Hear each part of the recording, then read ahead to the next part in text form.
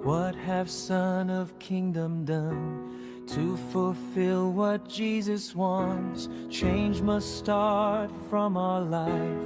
When we live in harmony, hope will shine again upon generation. When His people decide to rise up again,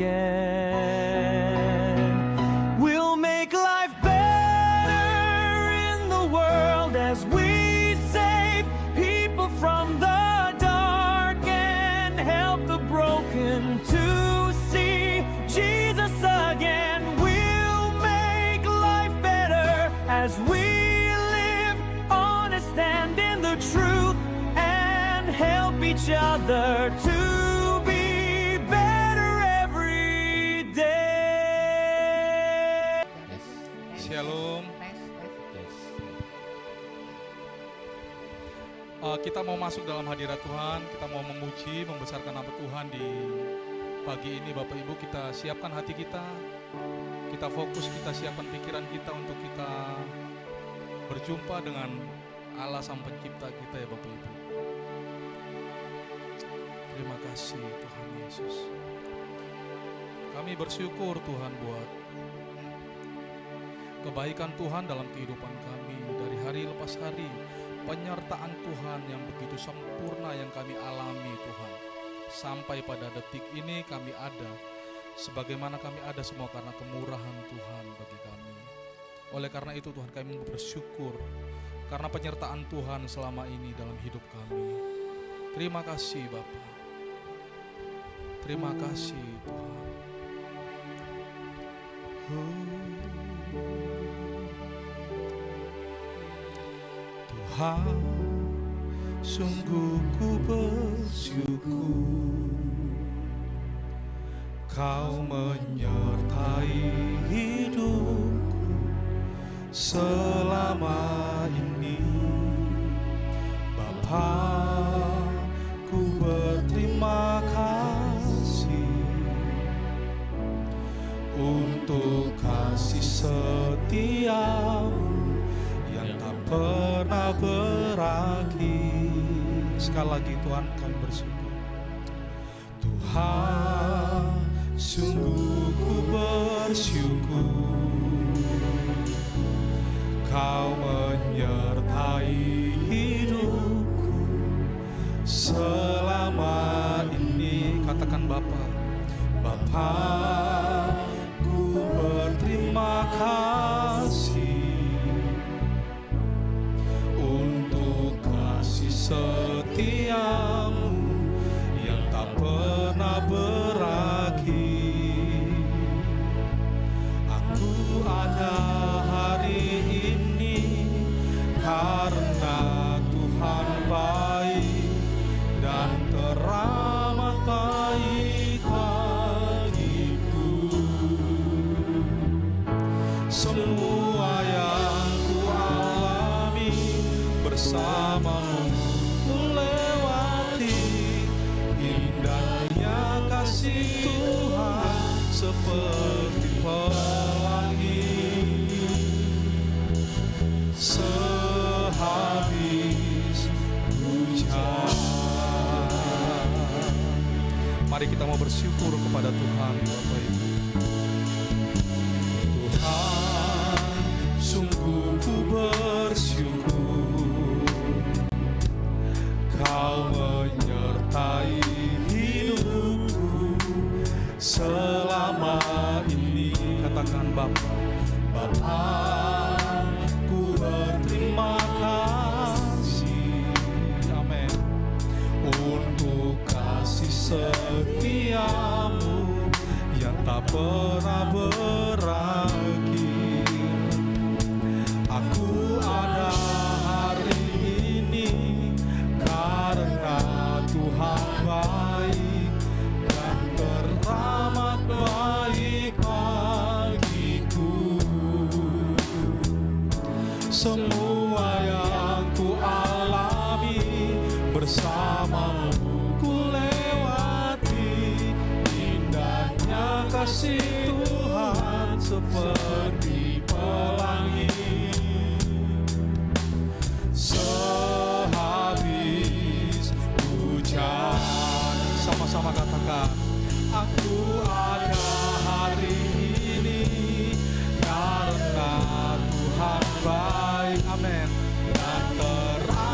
baik bagiku. Semua Tuhan, semua yang ku alami bersamamu ku lewati. Indahnya kasih Tuhan seperti pelangi. Sehabis hujan aku ada hari ini karena amin Tuhan Kau baik bagi kami, teramat baik bagiku. Semua yang kau alami kami dapat lewati bersamamu ku lewati. Indahnya kasih Tuhan seperti pelangi. Sehabis hujan. Naikkan pujian ini Bapak Ibu. Aku ada hari. Naikkan dari hatimu Bapak Ibu. Karena Tuhan baik bagi kami dan teramat baik bagiku. Semua yang ku alami bersamamu ku lewati. Indahnya kasih Tuhan seperti pelangi. Sehabis hujan aku ada hari ini karena Tuhan baik dan teramat baik bagiku. Semua yang ku alami bersamamu ku lewati. Indahnya kasih Tuhan seperti pelangi. Sehabis hujan indahnya kasih Tuhan seperti pelangi. Sehabis hujan indahnya kasih Tuhan seperti pelangi. Sehabis hujan. Mari naikkan syukurmu Bapak Ibu. Haleluya. Mari sembah Tuhan Bapak Ibu. Berikan penyembahan yang terbaik buat Tuhan di pagi. Haleluya.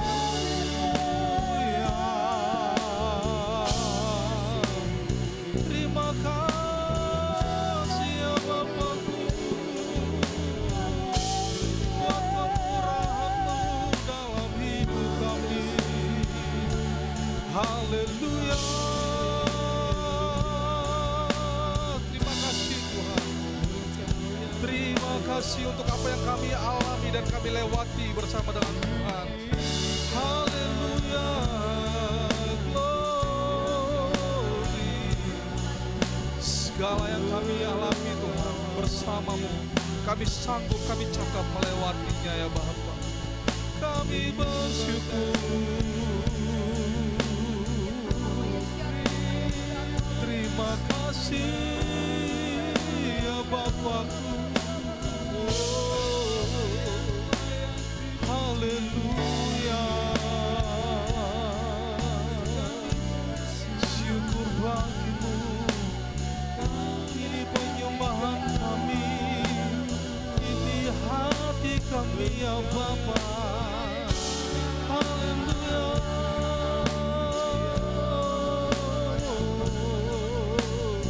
Segala pujian syukur hanya bagi-Mu Tuhan. Dan kami kagum akan kasih-Mu. Kami kagum karena cinta-Mu Tuhan atas kami. Terima kasih Bapa. Tak terbatas kuasa-Mu Tuhan, tak terduga cara-Mu Tuhan bagi setiap kami. Haleluya.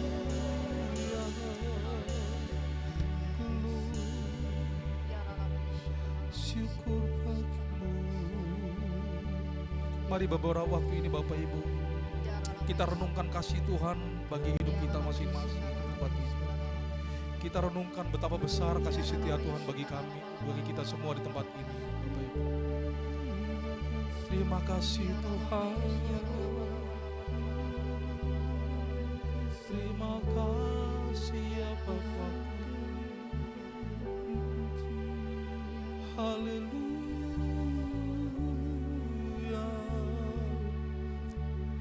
Haleluya. Kami menikmati hadirat-Mu ya Bapa.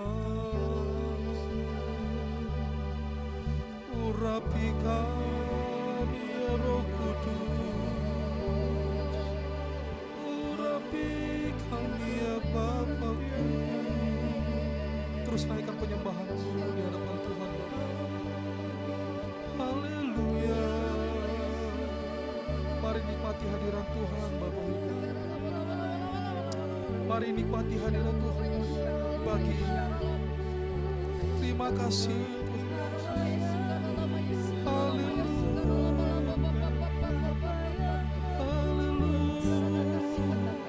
Ya Tuhan, ya Tuhan, urapi kami di tempat ini. Haleluya.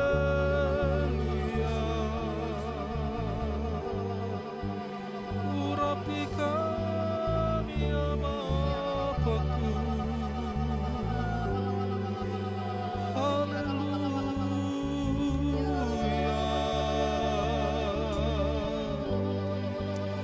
Segala kemuliaan bagi nama-Mu ya Bapa. Glory. Ya Tuhan, kami rasakan hadirat Tuhan di tempat ini. Jamah setiap kami Tuhan. Beri kami kelegaan-Mu ya Bapa dalam hati kami. Kau tilik hati kami Tuhan di tempat ini satu persatu. Ya Tuhan kami, haleluya.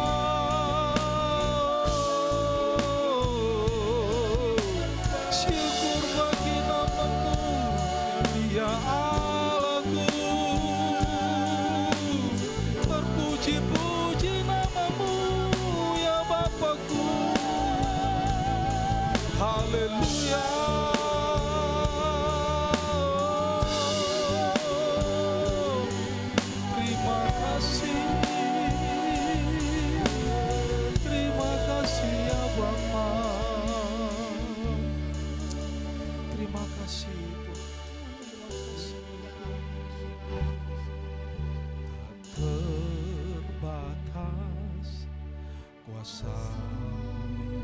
Tak terduga cara-Mu, tak terduga cara-Mu.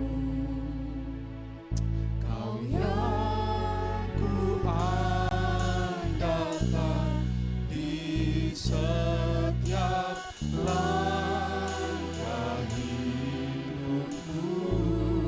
Tak terbatas kasih-Mu.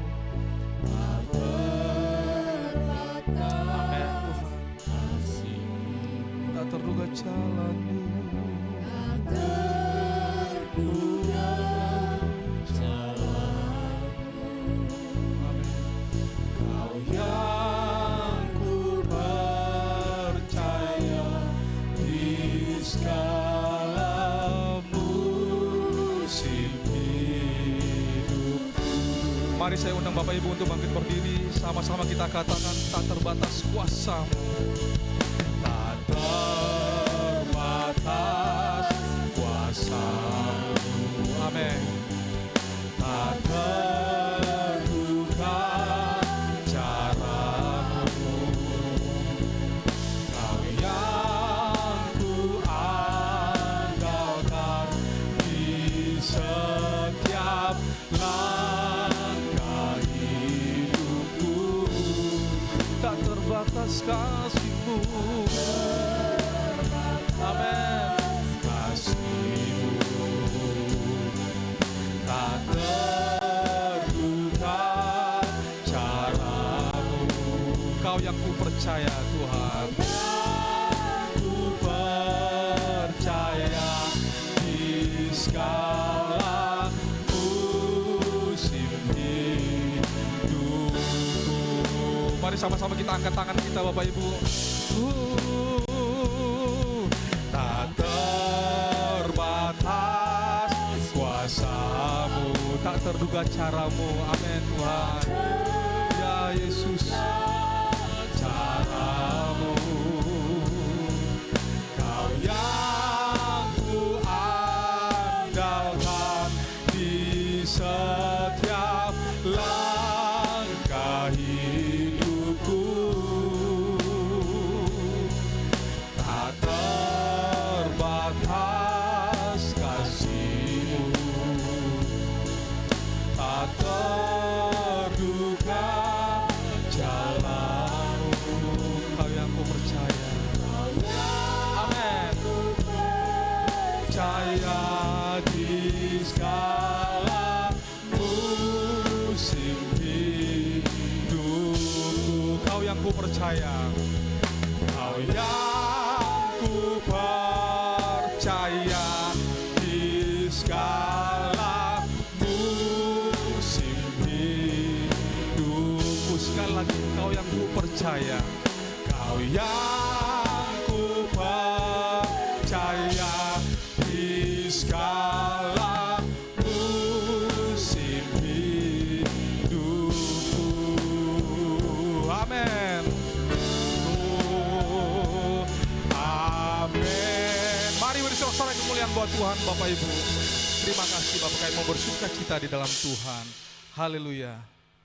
Mari beri salam kanan kiri Bapak Ibu. Mungkin ada yang belum kenalan, bisa saling kenalan Bapak Ibu. Amin.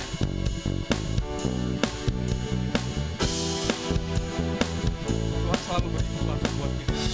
Mari, tiada pernah. Ya, tiada pernah.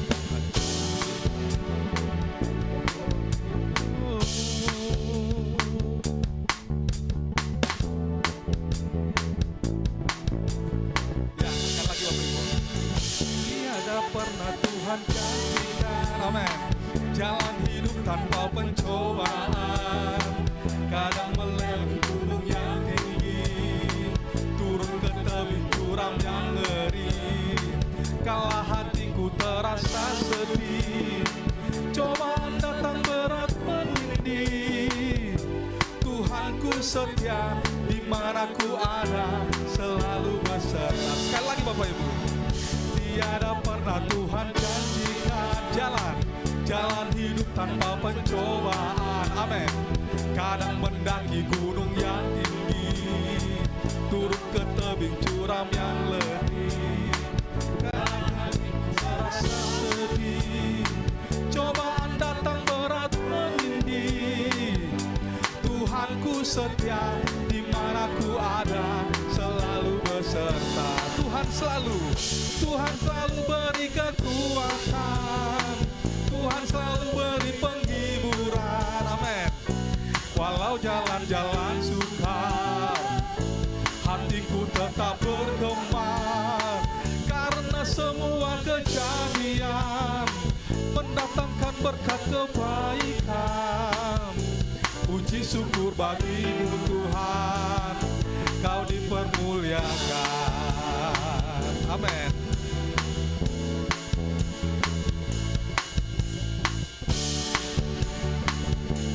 Ya, sekali lagi kita katakan ya. Tiada pernah Tuhan janjikan jalan hidup tanpa pencobaan, kadang mendaki gunung yang tinggi, turun ke tebing curam yang ngeri. Kala hatiku terasa sedih, cobaan datang berat menindih. Tuhanku setia, di mana ku ada, selalu beserta. Tuhan selalu beri kekuatan, Tuhan selalu beri penghiburan. Walau jalan-jalan sukar, hatiku tetap bergema, karena semua kejadian mendatangkan berkat kebaikan. bagimu Tuhan, Kau dipermuliakan. Ayo Bapak Ibu sendiri. Tuhan selalu beri kekuatan, Tuhan selalu beri penghiburan, walau jalan-jalan sukar, hatiku tetap bersemangat, karena semua kejadian mendatangkan berkat kebaikan. Puji syukur bagimu Tuhan, Kau dipermuliakan. Tuhan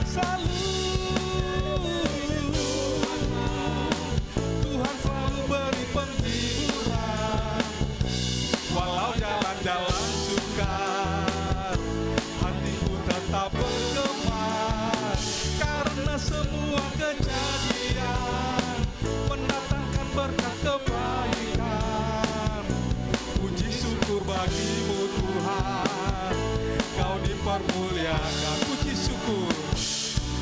syukur bagimu Tuhan, Kau dipermuliakan. Puji syukur bagimu Tuhan, Kau dipermuliakan. Haleluya.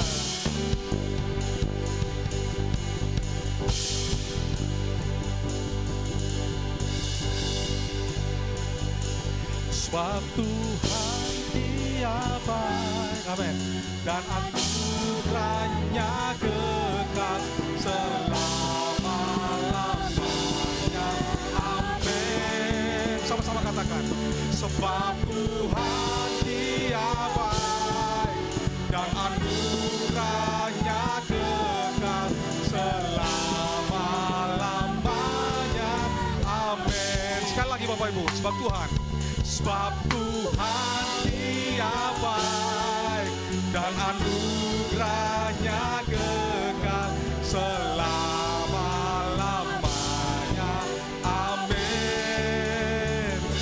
Sebab Tuhan Dia baik, dan anugerahnya kekal selama-lamanya, amin. Kita mau bersuka cita Tuhan.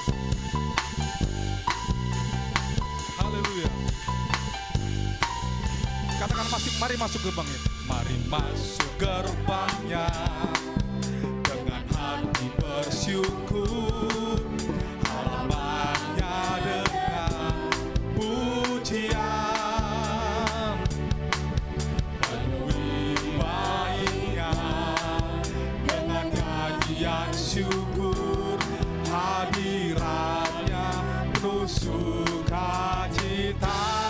Katakan sebab Tuhan Dia baik, dan anugerahnya kekal selama-lamanya, amin.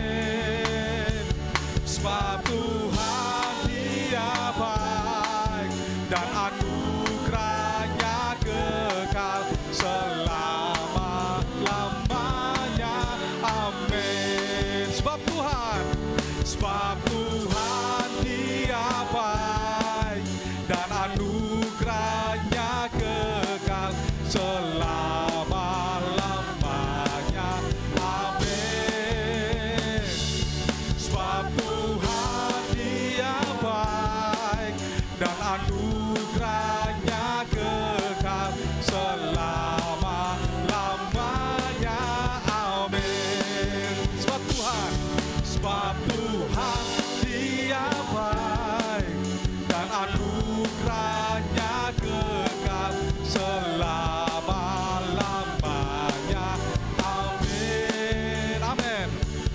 Sebab Tuhan Dia baik, dan anugerahnya kekal selama-lamanya, amin. Selamanya, yes. Selama-lamanya, amin. Selama-lamanya, amin. Haleluya. Saya persilakan untuk Bapak Ibu kembali duduk. Terima kasih. Kita akan menyambut kebenaran firman Tuhan di pagi ini. Mari kita persiapkan hati kita Bapak Ibu.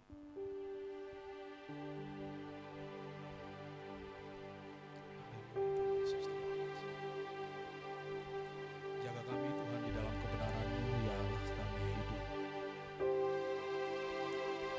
Jaga kami di dalam kebenaran Tuhan di pagi hari ini ya Bapa.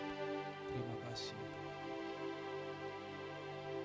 Jagaku Tuhan dalam kebenaran, jagaku dalam kesucian Bapa. Rinduku tetap di dalam-Mu, menikmati indahnya hadirat-Mu Tuhan. Kita ulangi pujian dari awal. Jaga kami Tuhan. Jagaku Tuhan dalam kebenaran, jagaku dalam kesucian Bapa. Rinduku tetap di dalam-Mu, menikmati indahnya hadirat-Mu Tuhan. Ku percaya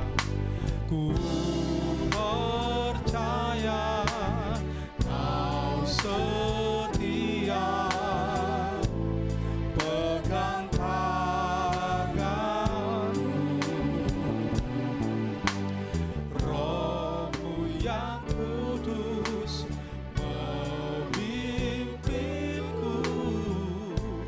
sampai sempurna.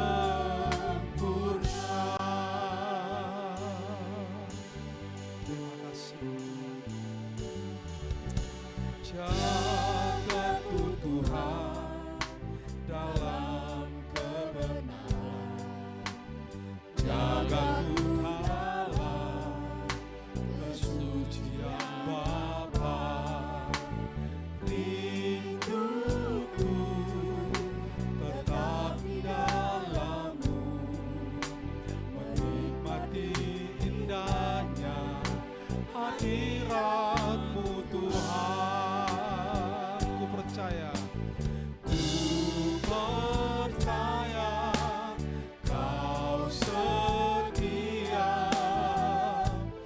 pegang tanganku, Roh-Mu yang kudus memimpinku sampai sempurna. Ku percaya Kau setia, pegang tanganku, Roh-Mu yang kudus memimpinku sampai sempurna. Saya menjemput Bapak Ibu untuk bangkit berdiri. Kita akan percaya. Saya persilakan untuk hambanya. Setia, pegang tanganku, Roh-Mu yang kudus memimpinku sampai sempurna. Ku percaya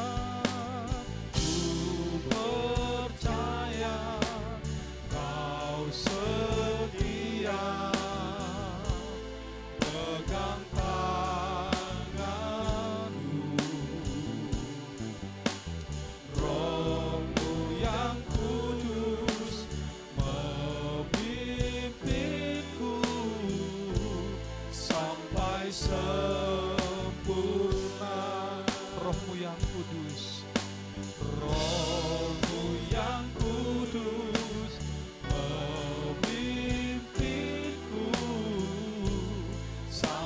sampai sempurna.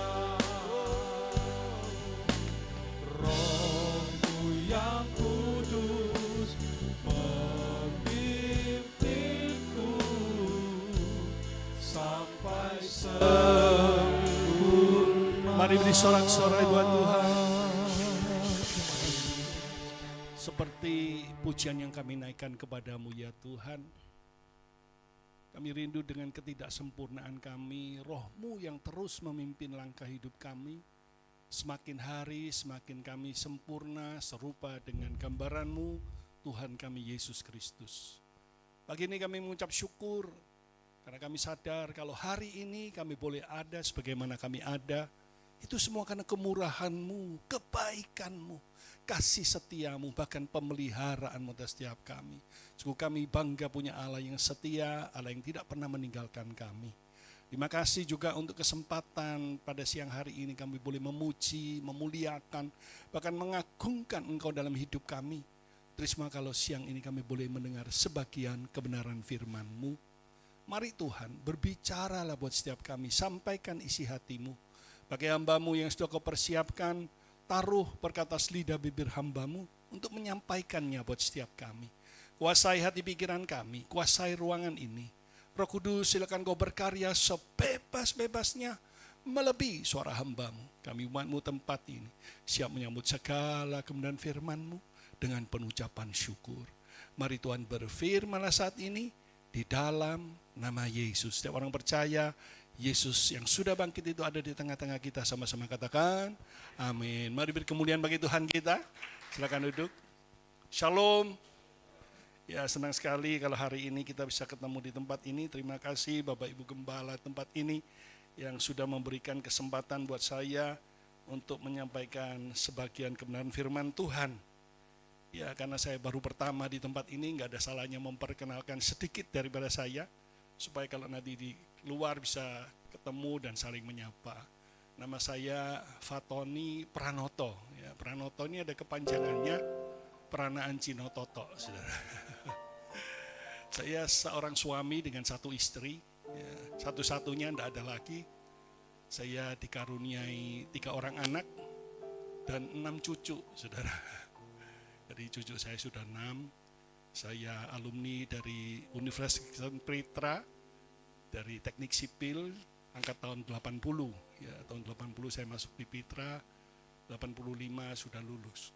Bekerja sebagai kontraktor, dan akhirnya tahun 1997 Tuhan memanggil saya untuk menggembalakan sampai hari ini, yaitu Gereja Betel Indonesia Jemaat Sungai Yordan. Ya, saya merasa pendidikan sekuler saya sebagai sarjana teknik sipil tidak memadai untuk boleh menggembalakan. Saya kuliah S1, S2, dan S3 di STTII Jogja. Waktu itu di Surabaya STTII belum ada program doktornya, jadi saya ambil di Jogja, selesai tahun 2006. Ya, saya kira itu sedikit daripada saya. Kalau ketemu di jalan jangan lupa Pranoto Pranaan Cino Toto, saudara. Bapak Ibu Saudara dikasihi Tuhan, hari ini kalau kita melihat situasi kondisinya, rasa-rasanya kedatangan Yesus yang kedua kalinya itu sudah sangat amat dekat. Walaupun firman Tuhan katakan tidak ada seorang pun yang tahu kapan Yesus datang. Anak pun nggak tahu, cuma tahu yang tahu Bapa. Ya, tapi kalau lihat kita perang di mana-mana, ya, khususnya di Timur Tengah ini, zona ini rasanya perang dunia ketiga ini tinggal sedikit lagi. Kalau masing-masing negara adidaya ini tidak bisa menahan emosinya, gengsinya, wah, bisa perang dunia ketiga dan bisa hancurnya itu luar biasa ya, negara ini, dunia ini. Ya, sudah bisa bayangkan kalau di zaman tahun 45-an itu perang Hiroshima dan Nagasaki itu dibom dengan bom yang seperti itu saja sudah menghancurkan 2 kota itu luluh lantak. Nah sekarang ini bukan bom seperti itu, pakai nuklir. Kalau nuklir sudah diluncurkan masing-masing, mungkin saya nggak bisa bayangkan apalagi yang akan terjadi, ya, keadaannya bagaimana. Sekali lagi tidak ada orang yang tahu, tapi kelihatannya dari tanda-tandanya keadaan akhir zaman ini sudah sangat amat dekat. Nah saudara, siang ini kita mau belajar Tuhan Yesus pernah menyampaikan isi hatinya berkenaan dengan akhir zaman. Ya, kita akan lihat di dalam Lukas 17 ayat 30 sampai 37. Lukas 17 ayat 30 sampai 37. Kalau saudara lihat perikopnya, di atasnya itu berbicara tentang kedatangan Yesus yang kedua kalinya, ya, kedatangan kerajaan Allah. Perikopnya tentang hal itu, tapi kita akan baca mulai ayatnya yang ke-30. Kita akan baca bergantian, saya ayat yang genap, saudara ayat yang ganjil, saya 30, saya 31, terus nanti ayat yang terakhir, ayat yang ke-37 kita bersama-sama kita baca, kemudian kita aminkan. Demikianlah firman Tuhan, Lukas 17 ayatnya yang ke-30. Demikianlah halnya kelak pada hari di mana anak manusia menyatakan dirinya. 31, barang siapa pada hari itu sedang di peranginan di atas rumah dan barang-barangnya ada di dalam rumah, jangan ia turun untuk mengambilnya. Dan demikian juga orang yang sedang di ladang, janganlah ia kembali. 32, ingatlah akan istri Lot. 33, barang siapa berusaha memelihara nyawanya, ia akan kehilangan nyawanya. Dan barang siapa kehilangan nyawanya, ia akan menyelamatkannya. Aku berkata kepadamu, pada malam itu ada 2 orang di atas satu tempat tidur. Yang seorang akan dibawa dan yang lain akan ditinggalkan. 35, ada 2 orang perempuan bersama-sama menghilang, yang seorang akan dibawa dan yang lain akan ditinggalkan. Kalau ada 2 orang di ladang, yang seorang akan dibawa dan yang lain akan ditinggalkan. 37 sama-sama kita baca 2, 3. Kata mereka kepada Yesus, di mana Tuhan? Katanya kepada mereka, di mana ada mayat, di situ berkerumun burung nasar. Amin. Berbagi orang firman Tuhan, menyimpannya dalam hati dan melakukannya dengan setia dalam kehidupan sehari-hari. Bapak Ibu saudara dikasih Tuhan, dari ayat yang kita baca ini, Tuhan Yesus berbicara tentang kedatangan kerajaan Allah. Atau lebih spesifik tentang kedatangan anak manusia, kedatangan Yesus yang kedua kalinya. Nah, di tengah-tengah membicarakan tentang keadaan akhir zaman, saudara, tiba-tiba Yesus menyelipkan satu perkataan yang sangat menarik. Dikatakan, ingatlah akan istri Lot. Remember Lot's wife. Ya. Nah, saya tertarik untuk meneliti tentang hal ini. Kenapa Tuhan Yesus menyuruh kita mengingat tentang istri Lot? Ya. Kenapa misalnya Tuhan Yesus tidak menyuruh kita mengingat tentang Musa misalnya. Seorang dikatakan yang luar biasa yang memimpin bangsa Israel keluar dari Mesir. Dengan tulah-tulah 10 tulah yang dialaminya. Kenapa Tuhan tidak menyuruh kita mengingat tentang Abraham misalnya, bapak orang beriman?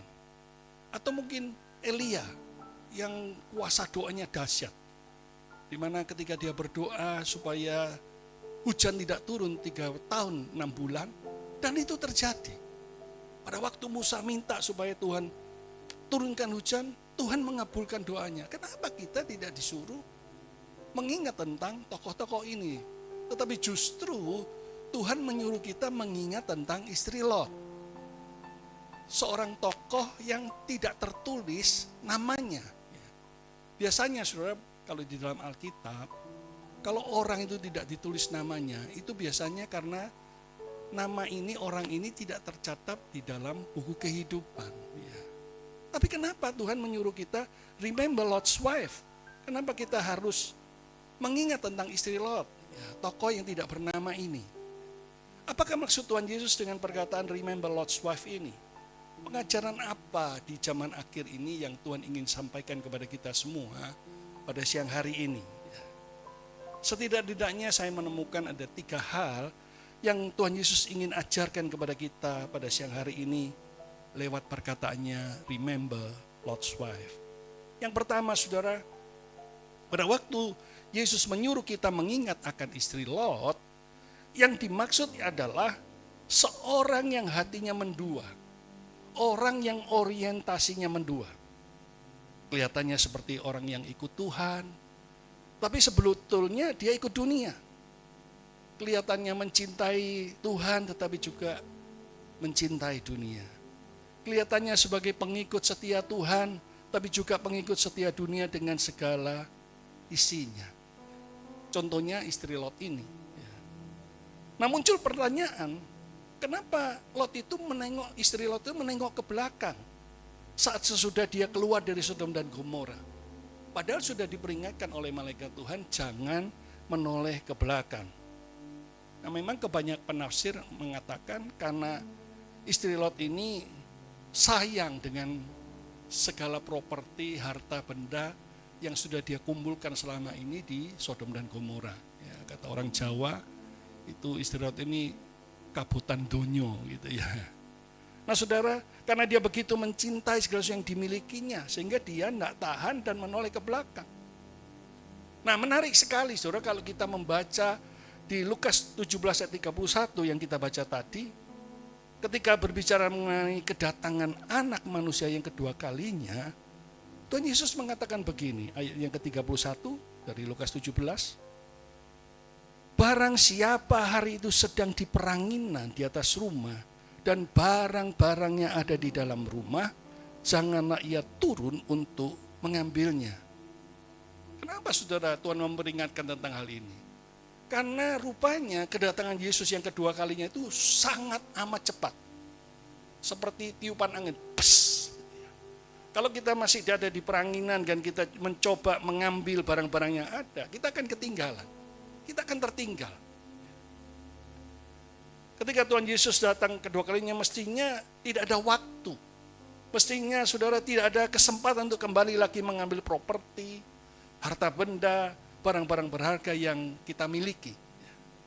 Atau dengan kata lain Yesus ingin mengatakan begini.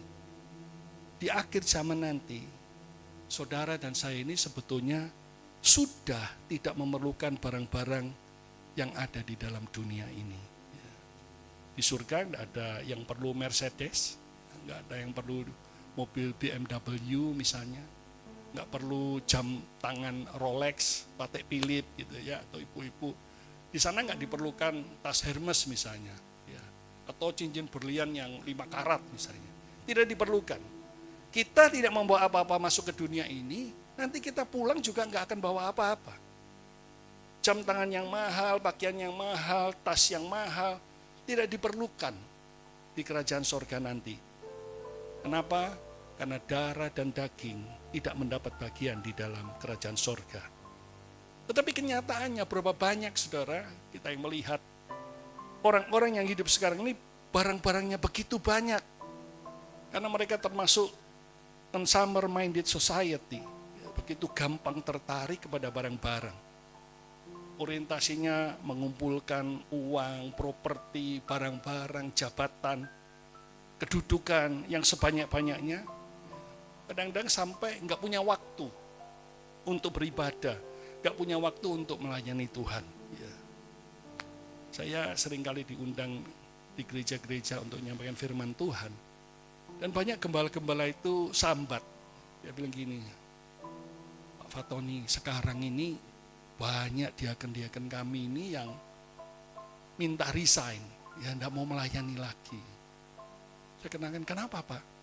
Ya karena mereka merasa sekarang hidup ini tambah lama tambah sulit. Ya, semua barang-barang pada naik, padahal penghasilan tidak bertambah. Yang kerja juga gajinya mungkin tidak naik gitu ya. Jadi mereka berpikir kalau biasanya mereka kerja 1 hari 8 jam misalnya umumnya, katakanlah dapat gaji 5 juta. Gitu. Mereka berpikir untuk menambah penghasilan, maka mereka harus kerja lebih. Mungkin dengan 16 jam kerja. Sehingga akhirnya mendapat yang lebih. Sehingga mereka berpikir, aku lebih baik sudah enggak pelayanan. Padahal saudara di dalam Mazmur 127 ayat yang kedua, firman Tuhan berkata, sia-sialah kamu bangun pagi-pagi, duduk-duduk sampai jauh malam, makan roti yang diperoleh dengan susah payah. Karena dia memberikan kepada yang dicintainya pada waktu tidur.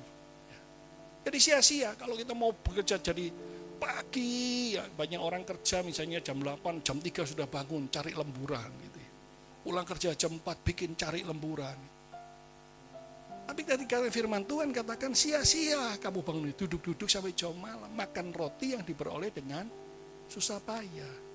Karena dia memberikan kepada yang dicintainya saat waktu tidur. Tidur itu bukan ngorok males ya. Ketika kita dalam keadaan rest, waktu kita dalam hadirat Tuhan, memuji menyembah Tuhan, disitulah Tuhan memerintahkan berkat-berkatnya.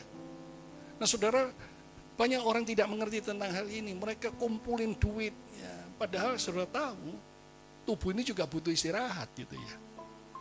Kalau kita terus kayak mobil kita kan dipakai terus, gak pernah diservis, ganti oli, yang merotoli. Tubuh juga demikian. Kalau kita kerja terus 16 jam istirahatnya kurang, makannya mungkin tidak sempat karena waktunya pep. Kalau sudah satu sakit, apa yang kita kumpulkan itu sia-sia. Untuk bayar dokter, bayar rumah sakit, beli obat. Ya, mungkin yang punya BPJS, tidak semua ditanggung oleh BPJS. Harus keluar uang sendiri, nggak cukup, tekor. Jadi sebetulnya harus ada keseimbangan. Ya. Di dalam kehidupan kita sebagai orang percaya, bukan kita nggak perlu uang, duit juga perlu. Tapi perlu keseimbangan antara kerohanian dan juga kerja duniawi. Saya bisa bayangkan begini, kalau kita seperti naik perahu, kehidupan ini kan seperti kita dalam perahu, dalam samudera yang luas. Ada banyak badai, gelombang, apa sajalah yang bisa kita hadapi di tengah samudera itu.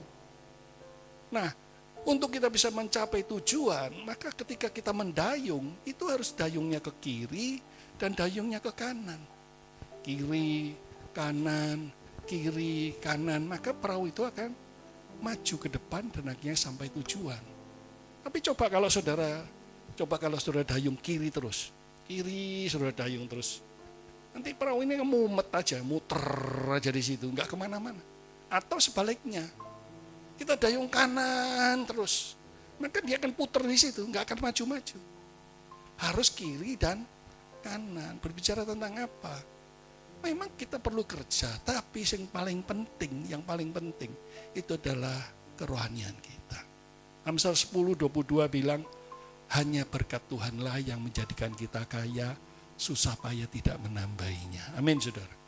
Jadi perlu keseimbangan di dalam kehidupan kita ini. Ya, di dalam kehidupan kita sebagai orang percaya ini harus ada keseimbangan.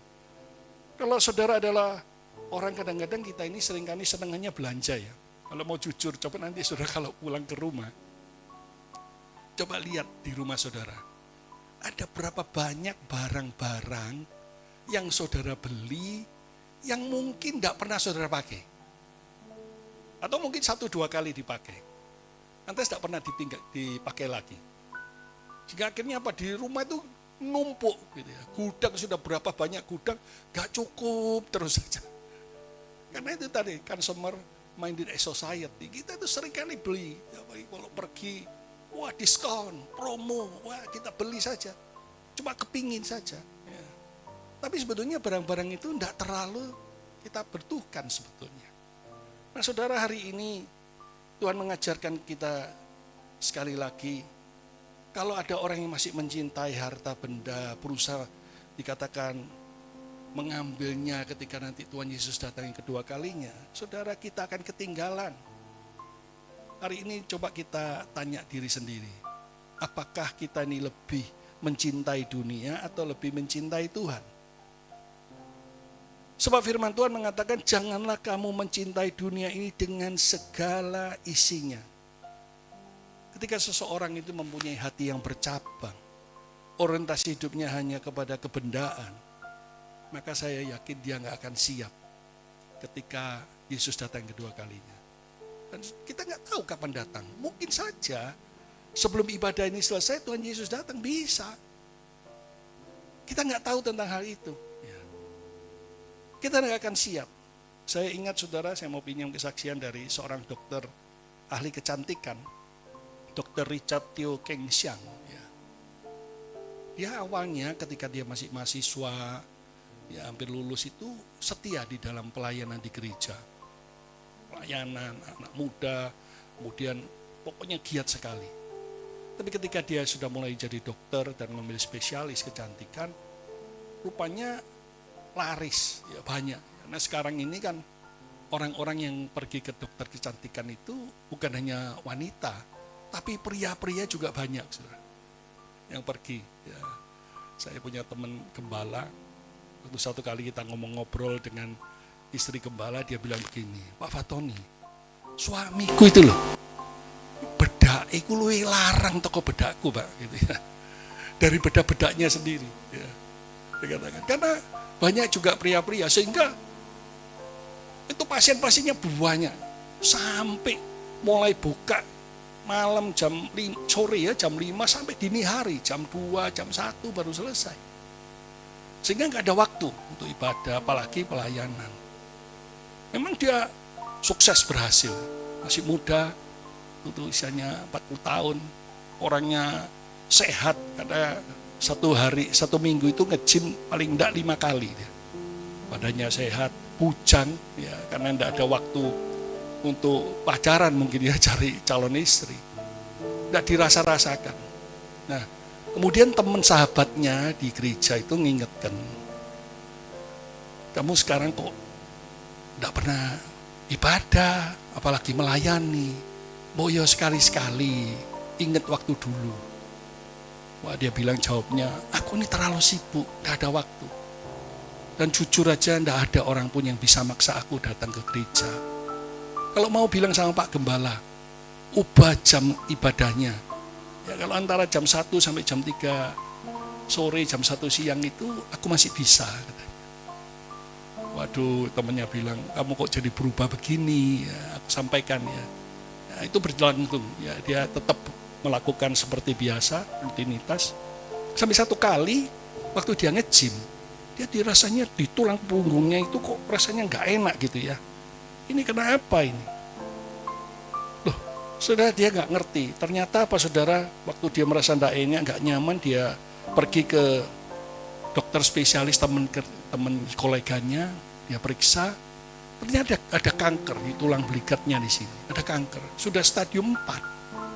Sampai temennya bilang begini, oh kamu kok telat sih, kok baru sekarang? Kenapa enggak dulu? Apa enggak ada tanda-tanda? Dia katakan sebetulnya ada tanda-tanda. Cuma karena dia pikiran cuma ya, cuan gitu saja, akhirnya itu diabaikan. Dia terus kerja terus, sehingga terlambat. Waduh, dia katakan temennya, ini sudah menyebar kemana-mana, ini nggak bisa loh. Saudara, akhirnya betul, saya mencatat di sini 16 Oktober 2022 ya. Dia meninggal dunia di usia 40 tahun. Tapi sebelum dia meninggal, dia tulis satu diary. Dia tulis begini, hidup tanpa Tuhan itu kosong. Hidup tanpa Tuhan itu sia-sia. Jadi hari ini Tuhan mengingatkan kita sebagai orang percaya, ayo, ini sudah akhir zaman. Tuhan mengingatkan kita tentang istri Lot, remember Lot's wife. Ya. Mari kita sebagai orang percaya yang Tuhan ingin ajarkan, dengan supaya kita mengingat istri Lot pada zaman ini, jangan kita menjadi orang yang mendua hati atau yang orientasinya mendua. Ya, itu yang pertama yang Tuhan ingin ajarkan. Yang kedua, saudara, mengapa Tuhan mengingatkan kita supaya kita ini belajar dari istri Lot, remember Lot's wife. Yang kedua, saudara, yaitu seseorang yang sudah mendengar firman Tuhan tetapi mengabaikannya. Sudah dengar firman Tuhan tapi mengabaikannya. Kan kalau kita lihat tadi baca sore di rumah, Tuhan itu sudah ngirim malaikatnya. 2 orang malaikat di situ. Sebenarnya Sodom dan Gomora ini mau hancurkan sama Tuhan ya, dengan api belerang itu. Tapi karena Tuhan ini kan punya sahabat Abraham. Ya, ini ada di situ tinggal keponakannya, yaitu Lot, istri dan kedua anaknya. Jadi Tuhan itu merasa, wah kalau nanti semuanya tak musnahkan, kalau aku tidak bicara sama sahabatku kok rasanya gimana itu keponakannya. Lantas Tuhan bilang, ya, jadi sebetulnya Sodom dan Gomora itu keadaan kota itu sudah kacau balau, rusak moralnya. Ya. Kalau jangan berpikir kalau LGBT, ada lesbian, gay, itu baru ada sekarang. Itu zaman di Sodom dan Gomora sudah ada LGBT itu. Laki suka sama laki, perempuan sama perempuan. Ya, kadang-kadang kita jadi heran ya. Kambing laki-laki itu enggak mau sampai kambing laki-laki. Lah kok manusia ya mau gitu ya. Tapi itu faktanya. Sehingga Tuhan ingin memusnahkan kota Sodom dan Gomora dengan api belerang. Tapi dia sudah ngomong sama Abraham. Terus Abraham nawar, Tuhan, kalau misalnya ada 50 orang saja yang benar di situ, mosok sih Tuhan mau menghancur balaukan semuanya. Oke, katanya. Ini luar biasa ya, sahabat ini diajak rundingan sama Tuhan. Dihitung-hitung itu nggak ada 50.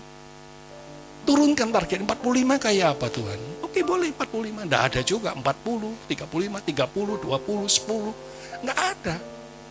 Jadi terpaksa Tuhan katakan, ya kalau nggak ada ya aku harus musnahkan kota ini yang sudah bejat orangnya.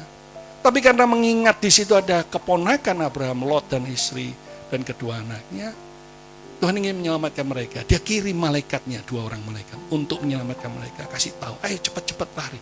Kota ini sebentar mau ditunggang balikan oleh Tuhan. Dan mereka itu sebetulnya sudah keluar dari Sodom. Dan mereka malaikat sudah pesan, ya, jangan noleh ke belakang, katanya. Jangan noleh ke belakang. Tapi ketika mereka sudah keluar, rupanya tadi istri Lot ini masih eman-eman apa yang telah dia kumpulkan di Sodom dan Gomora itu. Sehingga dia noleh dan akhirnya menjadi tiang garam.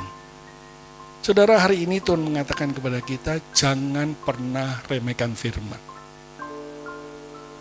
Karena di dalam Amsal 13 ayat 13, ya paling gampang ingatnya Amsal 13 ayat 13, firman Tuhan mengatakan begini, siapa meremehkan firman, ia akan menanggung akibatnya. Tapi siapa taat kepada perintah akan menerima balasan. Jadi saudara, hari ini Tuhan mengingat kita, mari kita mau belajar taat kepada firman Tuhan. Kalau kita belajar dari istri Lot ini, kalau mungkin dipikir-pikir, dia 1 kali loh ngelanggar itu. Tidak nurut, tidak taat. Jadi tiang garam.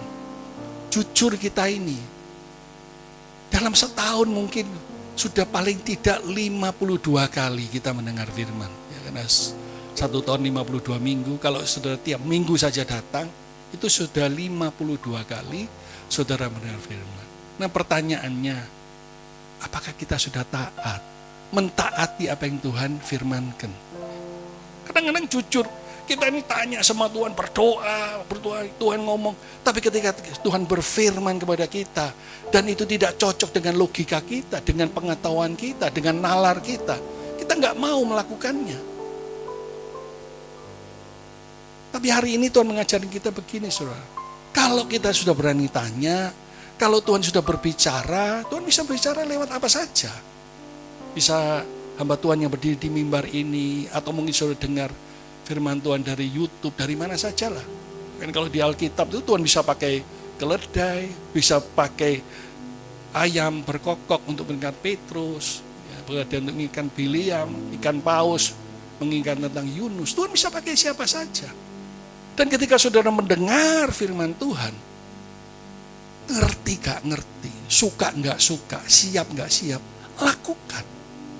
Kita gak boleh meramakan firman. Ayo jujur, berapa banyak kita mendengar firman, katakanlah nasihat supaya kita berubah. Kita meninggalkan manusia lama kita. Apakah kita sudah melakukannya? Ketika Tuhan menyuruh kita untuk mengampuni, apakah kita bisa melakukan pengampunan itu? Karena firman Tuhan kan, kalau kau nggak mengampuni, maka Bapa yang di surga juga ngampuni. Kita ngerti, kita tahu. Tapi masalahnya apakah kita melakukan firman Tuhan itu? Disuruh melayani, ya, kalau diminta ayo melayanan, masih nanti dulu ya Pak, ya, ada di tempat saya itu. Karena disuruh melayani seorang ibu-ibu, nanti dulu ya Pak, kalau nanti cucuku sudah besar, aku mau melayani di gereja.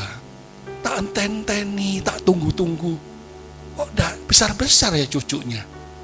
Ternyata anaknya 4, saudara, anaknya 4. Anak pertama punya anak, dititipkan. Ini sudah besar, anak yang kedua, anak yang kecil dititipkan. Lah kapan mau melayani gitu ya? Nah berapa banyak orang menunda-nunda, suruh ngampuni ya gitu. Pak, kalau yang ini nggak bisa Pak, yang satu ini, yang lain mungkin aku bisa. Aku dalam keadaan seperti ini, ngalami keadaan yang buruk, gara-gara dia, Pak. Gak bisa aku ngampuni. Karena kita tahu firman, kalau kau gak mengampuni, kau tidak diampuni. Kalau kita masih dalam keadaan dosa, tempat kita tidak di sorga, saudara. Jelas itu firman Tuhan ajarkan kepada kita. Saya khawatir, saudara, di zaman akhir ini banyak gereja banyak dipenuhi orang-orang yang mengabaikan firman Tuhan. Memang setiap minggunya ke gereja, datang beribadah, tetapi perintahnya, nasihatnya, bahkan larangannya diabaikan. Dan berapa banyak jemaat yang tidak mentaati firman Tuhan. Berapa banyak di antara kita yang seperti istri Lot. Siapkah kita di akhir zaman ini pada waktu Yesus datang, kita ditemukan sebagai orang-orang yang taat kepada firman? Bapak Ibu Saudara dikasih Tuhan, maaf saya ingin berkata dengan keras. Jangan sampai saudara tunggu sampai kena hukuman Tuhan mau baru belajar taat. Jangan saudara tunggu sampai ada musibah baru mau taat. Jangan tunggu sampai bencana datang baru saudara cari Tuhan dan mau mentaati firman-Nya. Berapa banyak orang di dunia yang paling sekuler pun sebetulnya ketika dia mengalami hal yang buruk, saya percaya saudara, mereka pasti mencari Tuhan, mencari firman Tuhan. Saya ingat saudara, saya punya sahabat, kami dikenal 3 serangkai ya, waktu dalam pelayanan gereja yang lama, saya kemana-mana bertiga. Yang satu ini, dia seorang kontraktor, supplier lah di Angkatan Laut. Ya, jadi kalau barang-barang di Angkatan Laut itu butuh piring, butuh seragam, apa saja. Karena mungkin dengan komandannya, jenderalnya saya kurang tahu, selalu job itu dikasihkan sama dia. Nah, dia pergi. Nah, biasanya kulaannya itu biasanya ke Cungko, ya banyak ke luar negeri. Nah, dia cerita-cerita sendiri sih. Ya. Nah, orangnya ini saudara kalau dia cerita kan belak-belakan kita bertiga sahabat ya. Kita kan kalau keluar itu ya karena istrinya dipikir nggak tahu di rumah kan. Dia ya minum, judi, main perempuan itu sudah biasa dilakukan. Padahal di rumah istri itu berdoa. Baik, suka berdoa. Anaknya waktu itu sedang kuliah di Australia. Nanti saya mengingatkan. Dia bilang, hati-hati loh, apa kamu udah kasihan toh sama istrimu? Istrimu kan baik. Dia berdoa buat kamu, buat anak-anak. Nanti saya bilang, awakmu ini rewel, Fat, katanya. Wong Tuhannya gak popo kok. Kenapa kamu yang rewel? Buktinya bisnisku berjalan lancar. Anak-anakku ya semua kuliah, semuanya bisa terpenuhi. Nah saya ngomong sama dia begini, gini loh. Kalau Tuhan diam, itu bukan berarti Tuhan itu setuju dengan perbuatanmu. Mungkin saja karena Tuhan melihat, keluargamu belum siap, istrimu belum siap, anak-anakmu belum siap. Sehingga ketika mungkin musibah atau apa yang Tuhan kerjakan, itu akan mengenai juga berdampak terhadap istri anak-anakmu. Mungkin Tuhan sedang menunggu. Jadi kalau Tuhan belum melakukan sesuatu, mungkin Tuhan kasih kesempatan supaya kamu berbalik dan bertobat. Kok ini rewel Evat, katanya nggak mau ngereken. Ya sudah, saya pikir ya sudahlah. Saya sudah sampaikan isi hati Tuhan kan. Kan betul saudara, ketika beberapa waktu berlalu, istrinya daripada nganggur di rumah, akhirnya dia menjadi distributor air galonan itu lah, jual galonan, ya, karyawan pergi. Dan anaknya sudah mulai lulus kuliah dari Australia, pulang. Satu kali dia pergi reuni dengan teman-teman SMA kalau nggak salah. Ternyata nggak tahu waktu di sana itu makannya mungkin nggak pakai diatur, makanya digenjot aja gitu ya. Stroke langsung waktu malam itu juga. Akhirnya bawa dokter dari Indonesia ini ke Singapura, sewa charter pesawat itu pergi ke situ. Tapi di sana juga nggak bisa sembuh. Ya, makanya kalau kurang lebih habis 200 juta untuk bawa ke sana, kontrol kembali. Dan pulangnya memang tangannya begini, nggak bisa. Ya keadaannya seperti itu. Dan sejak itu karakternya berubah, tambah ngamuan. Dulu kan suka ngomongnya kasar, ngomongnya suka ya omong-omong kebun binatang itu keluar semua gitu ya. Apalagi ini dia sudah nggak bisa ngapa-ngapain, kalau mau perlu mesti minta tolong istrinya dan sebagainya. Telah sedikit ngamuk-ngamuk. Tapi akhirnya memang beberapa tahun kemudian meninggal juga gitu ya. Nah saudara, dari sini kita mau diingatkan Tuhan, jangan pernah mengabaikan firman. Kalau Tuhan sudah menyampaikan isi hatinya, wis taat gitu ya. Kalau Tuhan belum melakukan apa-apa, itu bukan berarti Tuhan setuju. Mungkin saja karena Tuhan mempertimbangkan istrinya ini belum siap.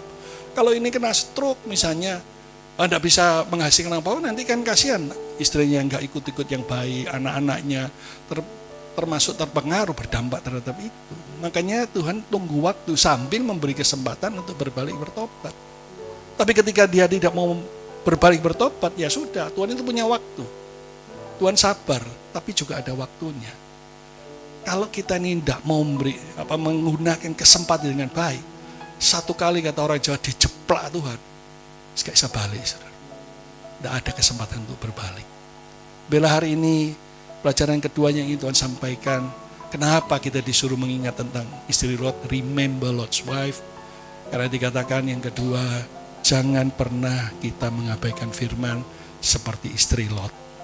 Dan yang ketiga, yang terakhir, saudara, pelajaran apa yang Tuhan inginkan ajarkan kita pada siang hari ini melalui perkataannya, remember Lot's wife, ingatlah akan istri Lot, yaitu seorang yang sudah mengalami anugerah, seseorang yang sudah mengalami pertolongan Tuhan, tetapi tidak pernah mensyukurinya, tidak pernah bersyukur. Ya. Kalau saudara baca nanti dalam Kejadian 19, tadi saya katakan, sebetulnya istri Lot ini sudah keluar dari Sodom dan Gomora, sudah keluar loh ini. Ya, bukan masih di dalam Sodom dan Gomora, sudah keluar. Artinya, dia itu sudah ditolong Tuhan. Ya. Dia sudah mengalami apa yang namanya pertolongan Tuhan.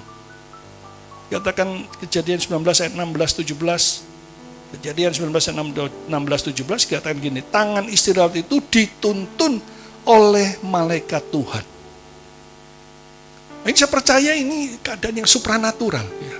Jujur saya sampai hari ini, saya melayani Tuhan sejak tahun 92, ya, sudah 34 tahun melayani Tuhan.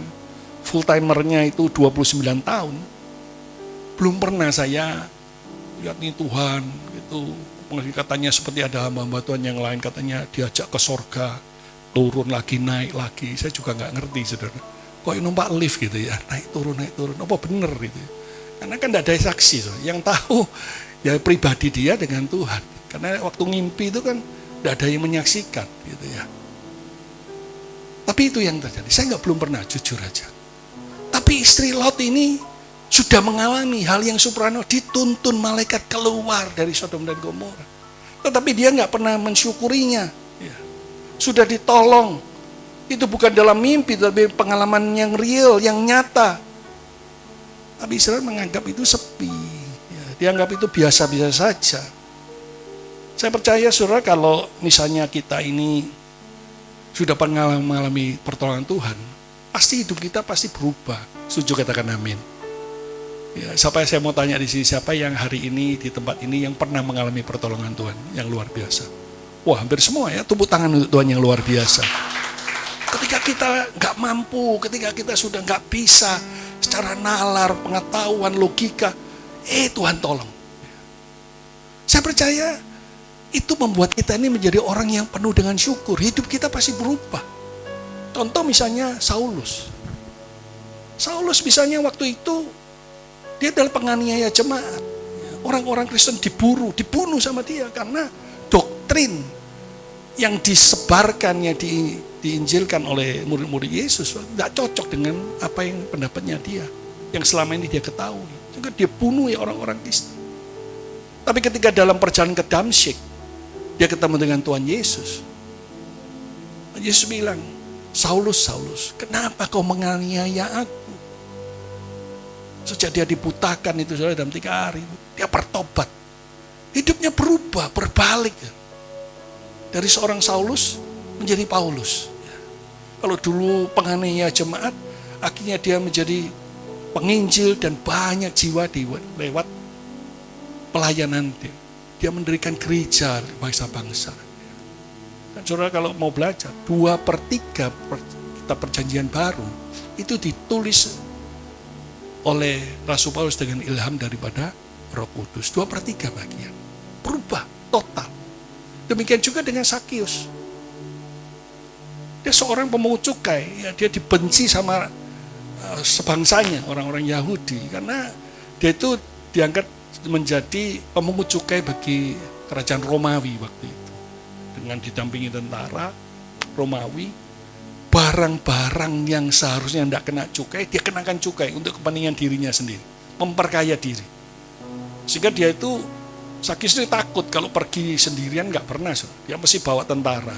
Takut nih tiba-tiba nanti mungkin ditusuk sama orang, dibunuh sama orang Yahudi waktu itu, dalam ketakutan. Tapi ketika dia mulai kepingin tahu tentang Yesus, dan waktu itu dia naik di pohon ara, dan Yesus bertemu dengan dikatakan, Sakius turun, aku mau ke rumahmu.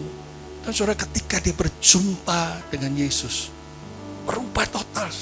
Dia katakan, setengah harta milikku akan kuberikan kepada orang miskin. Padahal ini orang yang tamak, ya.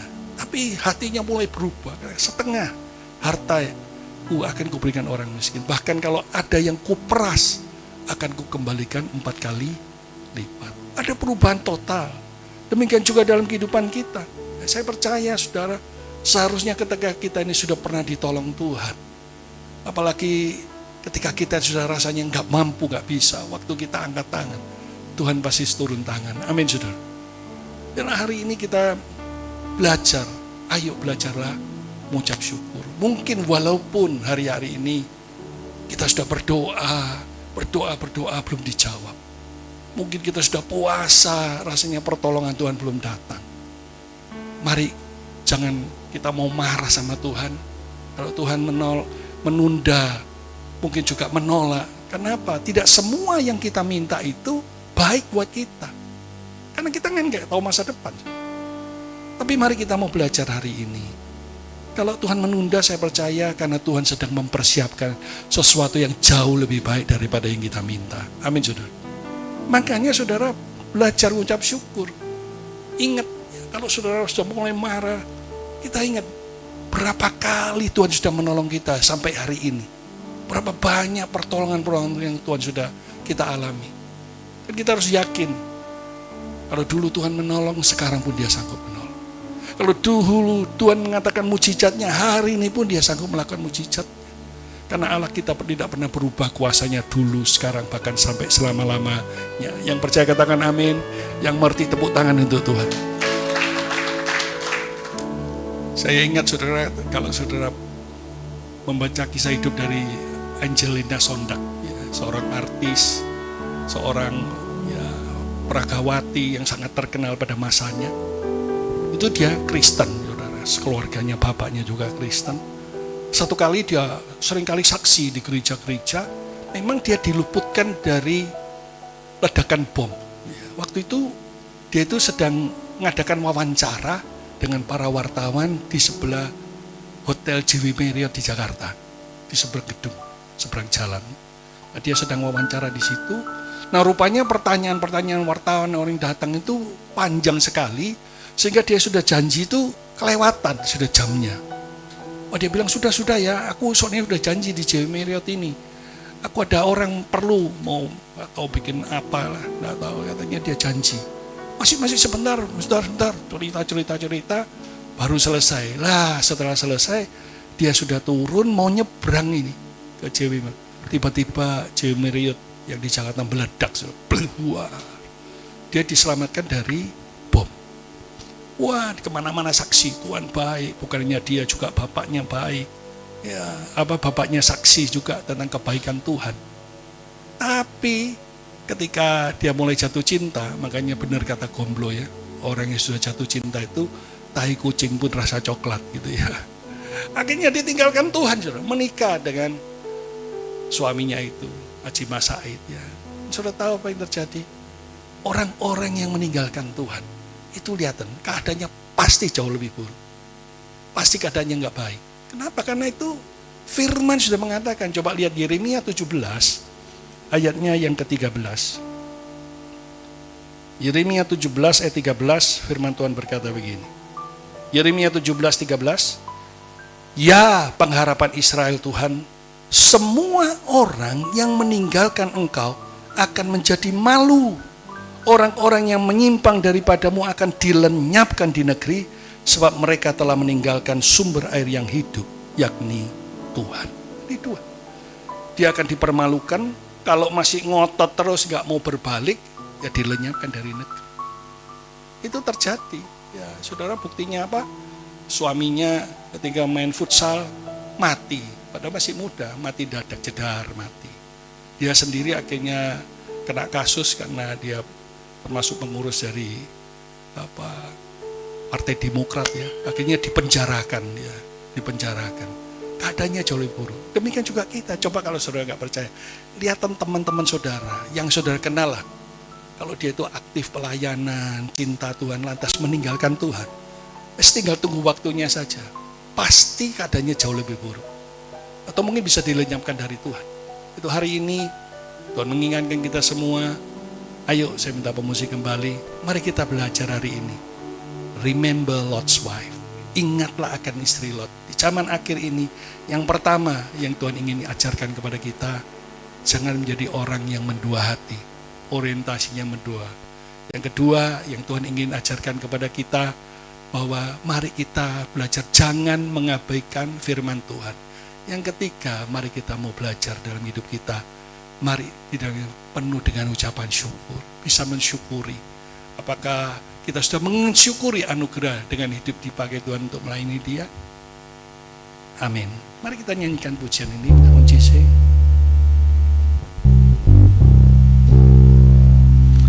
Meskipun Tuhan tak menolongku, meskipun duri dalam daging, ku tetap memilih untuk percaya dan mengucap syukur.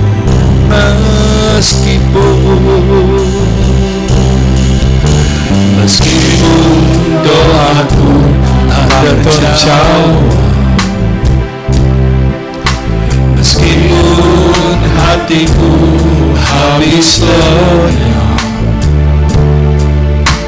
ku tetap memilih untuk percaya dan mengucap syukur. Berkali-kali Tuhan, berkali-kali Kau menolong, berkali-kali Kau kuatkan dalam rasa sakit. Engkau ada, Yesus setia. Berkali-kali Tuhan, berkali-kali Kau menolong, berkali-kali Kau kuatkan dalam lembah gelap. Engkau ada, Yesus setia. Mari kita bangkit berdiri Bapak Ibu, nyanyikan pujian kesukaan hati kita. Sama-sama katakan, meskipun Tuhan tak menolong, meskipun di dalam dagingku, ku tetap memilih untuk percaya dan mengucap syukur.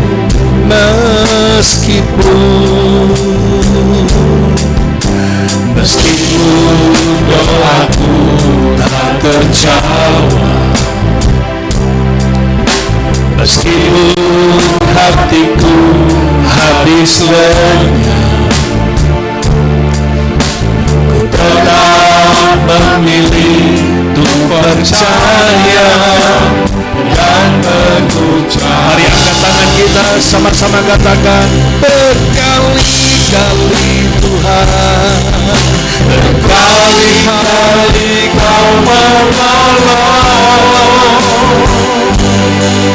berkali-kali Kau kuatkan dalam rasa sakit. Engkau ada, Yesus setia. Berkali-kali Tuhan, berkali-kali Kau menolong, berkali-kali Kau kuatkan dalam lembah gelap. Engkau ada, Yesus setia. Berkali-kali Tuhan, berkali-kali Kau menolong, berkali-kali Kau kuatkan dalam rasa sakit. Engkau ada, Yesus setia. Berkali-kali Tuhan, berkali-kali Kau menolong, berkali-kali Kau kuatkan dalam lembah gelap. Engkau ada, Yesus setia. Dalam lembah gelap, dalam lembah gelap, Engkau ada, Yesus setia. Dalam lembah gelap, dalam lembah gelap, Engkau ada, Yesus setia. Mari bersorak-sorai buat Tuhan. Terima kasih untuk firman-Mu siang hari ini Tuhan. Kau mengingatkan kami supaya kami mengingat tentang istri Lot. Di zaman akhir ini Tuhan mengingatkan kami semua untuk kami tidak hidup mendua hati, bercabang hati. Mencintai dunia tapi juga mencintai Tuhan. Mencintai keadaan dunia ini lebih daripada mencintai Tuhan. Ampuni kami ya Tuhan Yesus. Bahkan Tuhan mengajarkan kepada setiap kami, juga kami belajar menjadi orang-orang yang taat akan firman-Mu. Kami tidak mengabaikan firman-Mu. Ketika Kau sudah berbicara, berfirman bagi setiap kami, Tuhan kami mau Kau ajarkan supaya ngerti nggak ngerti, suka nggak suka, siap nggak, kami mampukan kami untuk melakukan firman-Mu ya Tuhan. Bahkan kami tidak akan pernah mengabaikan anugerah-Mu, pertolongan-Mu, kemurahan-Mu atas setiap kami. Mampukan kami melakukan firman-Mu supaya di zaman akhir ini kami sungguh-sungguh hidup berkenan dan menyenangkan hati-Mu. Terus hamba-Mu berdoa untuk seluruh jemaat yang ada di GBT Karis ini Tuhan. Jadikan mereka pribadi-pribadi yang bukan seperti istri Lot, tapi mereka sungguh-sungguh tidak mengabaikan firman Tuhan, selalu bersyukur, tidak mendua hati, menomorsatukan Tuhan. Saya percaya kalau jemaat di tempat ini menjadi jemaat yang berkenan dan menyenangkan hati Tuhan. Di dalam nama Tuhan Yesus, setiap orang yang percaya dan siap melakukan firman Tuhan sama-sama katakan, amin. Mari beri kemuliaan bagi Tuhan kita, silakan duduk. Saya undang Pak Budi.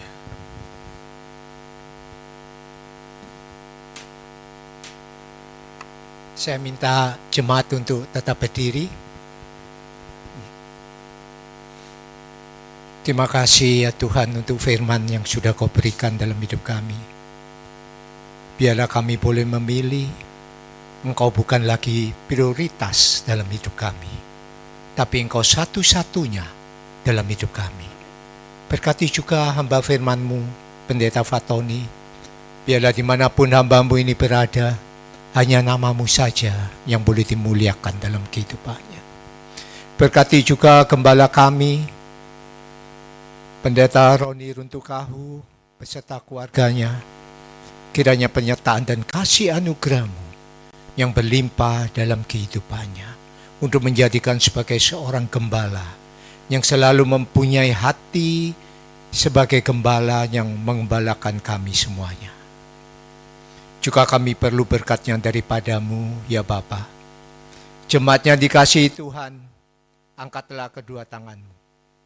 Pulang dan terimalah berkat dari Allah Bapa, cinta kasih daripada Tuhan Yesus Kristus, penyertaan daripada Roh Kudus yang selalu menyertai dalam kehidupan-Mu, mulai saat ini sampai selama-lamanya. Di dalam nama Yesus yang percaya sudah diberkati Tuhan, katakan amin.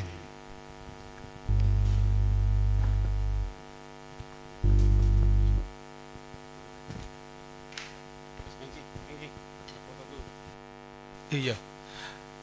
Bapak Ibu mungkin jangan pulang dulu ya, kita mau foto bersama.